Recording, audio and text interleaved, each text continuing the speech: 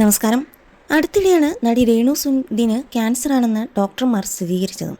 അസുഖം 3-ാം ഘട്ടം പിന്നിട്ടു വന്നതുകൊണ്ട് തന്നെ ചികിത്സ കുറച്ചുകൂടി വേഗത്തിലാക്കിയിട്ടുണ്ട് ഡോക്ടർമാർ. ഒരു കീമോ ഇതിനോടകം കഴിഞ്ഞു. ആൻറ്റിബോഡിയും കുത്തിവെച്ചു. കീമോയ്ക്ക് ശേഷം ഇപ്പോൾ വീട്ടിലെ വിശ്രമത്തിലാണ് രേണു. കീമോയുടെ ക്ഷീണവും വേദനയും തന്നെ വല്ലാതെ അലട്ടുന്നതായി സോഷ്യൽ മീഡിയയിൽ പങ്കുവയ്ക്കുന്ന വീഡിയോയിൽ രേണു പറഞ്ഞിരുന്നു. രോഗം സ്ഥിരീകരിച്ച ശേഷം ചികിത്സ ആരംഭിക്കുന്നതിന് മുന്നോടിയായി രേണു മുടി കഴുത്തൊപ്പം മുറിച്ചിരുന്നു. എന്നാൽ ഇപ്പോഴിതാ മുടി പൂർണ്ണമായും മുറിച്ചിരിക്കുകയാണ്. തല മൊട്ടയടിച്ചതിൻ്റെ ദൃശ്യങ്ങൾ രേണു റീലായി ഇൻസ്റ്റഗ്രാമിൽ പങ്കുവയ്ക്കുകയും ചെയ്തു. ഇതുവരെ രേണുവിനെ ഇങ്ങനെയൊരു രൂപത്തിൽ പ്രേക്ഷകർ ആരും തന്നെ കണ്ടിട്ടില്ല. പക്ഷേ ഒരു രോഗത്തിൻ്റെ ഭാഗമായി രേണു മുടി മുഴുവൻ മുറിച്ചുവെന്നത് ആരാധകരിലും വലിയ വേദനയുണ്ടാക്കി.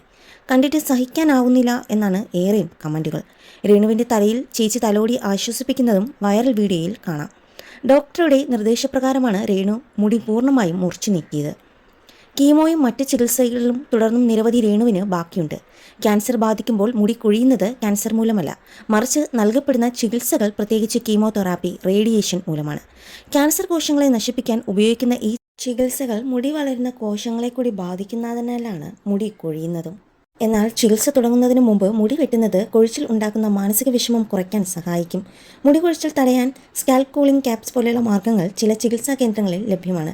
രേണുവിന് രോഗം സ്ഥിരീകരിച്ച ശേഷം ആളുകൾക്ക് താരത്തോടുള്ള സമീപനത്തിൽ വലിയ മാറ്റം വന്നിട്ടുണ്ട്. മുമ്പ് രേണുവിൻ്റെ കമൻറ്റ് ബോക്സ് നിറയെ പരിഹാസവും ചീത്തവിളികളും ശാപവാക്കുകളും ആയിരുന്നുവെങ്കിൽ ഇന്ന് കമൻറ്റ് ബോക്സ് നിറയെ പ്രാർത്ഥനകളും പോസിറ്റിവിറ്റി നിറഞ്ഞ വാക്കുകൾ കൊണ്ട് നിറഞ്ഞിരിക്കുകയാണ്. എന്തു തന്നെ പറഞ്ഞാലും രേണുവിനെ ഇങ്ങനെ കണ്ടപ്പോൾ വല്ലാത്ത വേദന തോന്നി. വിഷമിക്കാതെ, എല്ലാം ശരിയാകും, ധൈര്യമായിരിക്കൂ, എല്ലാം പെട്ടെന്ന് മാറി പഴയതിനേക്കാൾ ഉഷാറായി, വേഗം വായോ, മുടിയൊക്കെ ഇനിയും വരും, പേടിക്കേണ്ട, ഒരുപാട് പേരുടെ പ്രാർത്ഥനയുണ്ട്, മുടിയൊക്കെ പൊട്ടിയ അസുഖം ഭേദമായാൽ മതിയായിരുന്നു എന്നിങ്ങനെ പോകുന്നു കമൻറ്റുകൾ. തനിക്ക് വേണ്ടിയല്ല, തൻ്റെ മകനെ ഓർത്ത് രോഗം ഭേദമായി ജീവിതത്തിലേക്ക് ഞാൻ തിരിച്ചു വരാൻ എല്ലാവരും പ്രാർത്ഥിക്കണം എന്ന് തന്നെയാണ് രേണു നിരന്തരമായി പറയുന്നതും. കുടുംബത്തിലെ ഏക വരുമാന സ്രോതസ്സായിരുന്നു രേണു. സുധിയുടെ മരണശേഷം കുടുംബം നോക്കിയത് രേണു തന്നെയായിരുന്നു. ഇപ്പോൾ മുടി മുറിച്ചപ്പോഴും രേണു ഭയപ്പെടുന്നത് അതുതന്നെയാണ്. എനിക്ക് മുടി പോയതിലല്ല വിഷമം, എൻ്റെ മകൻ എന്നെ കണ്ടാൽ ഭയക്കുമോ എന്നുള്ള ഒരു പേടി തന്നെ ഉണ്ടായിരുന്നു എനിക്ക് എന്നാണ് രേണുവുമായി അടുത്ത് നിൽക്കുന്ന സുഹൃത്തുക്കൾ പറയുന്നത്. മാത്രമല്ല ആദ്യം താൻ ഈ രോഗത്തെ അതിജീവിച്ച് തിരിച്ചു വരും എന്ന ആത്മവിശ്വാസം രേണുവിനുണ്ടായിരുന്നു. എന്നാൽ മുടിയൊക്കെ പോയതോടുകൂടി ആ ആത്മവിശ്വാസം തകരുന്ന ഒരു കാഴ്ചയും രേണുവിൻ്റെ സുഹൃത്തുക്കൾ പങ്കുവയ്ക്കുന്നു.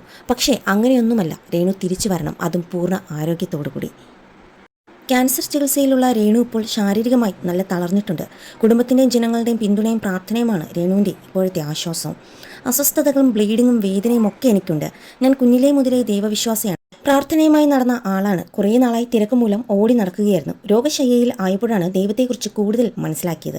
ഹിന്ദുവെന്നോ മുസ്ലിമെന്നോ ക്രിസ്ത്യാനിയെന്നോ വ്യത്യാസമില്ലാതെ ഒരുപാട് പേർ തനിക്ക് വേണ്ടി പ്രാർത്ഥിക്കുന്നു, വഴിപാടുകൾ ചെയ്യുന്നു. ജീവിതത്തിലെ ഏറ്റവും ആശ്വാസപ്രദമായ ഒരു കാര്യം തന്നെയാണത്. ട്രീറ്റ്മെൻ്റ് എല്ലാം നല്ല രീതിയിൽ നടക്കട്ടെ. കുറച്ച് ദിവസങ്ങളായി എനിക്ക് ഉറക്കം കുറവ്. മരണം ദുഃഖകരമായ ഒരു സംഭവമാണ്. ഒരിക്കലും നമ്മുടെ ലൈഫിലേക്ക് പെട്ടെന്ന് കടന്നു വരരുതേ എന്ന് എല്ലാവരും പ്രാർത്ഥിക്കുന്ന ഒരു സംഭവം തന്നെയാണ്.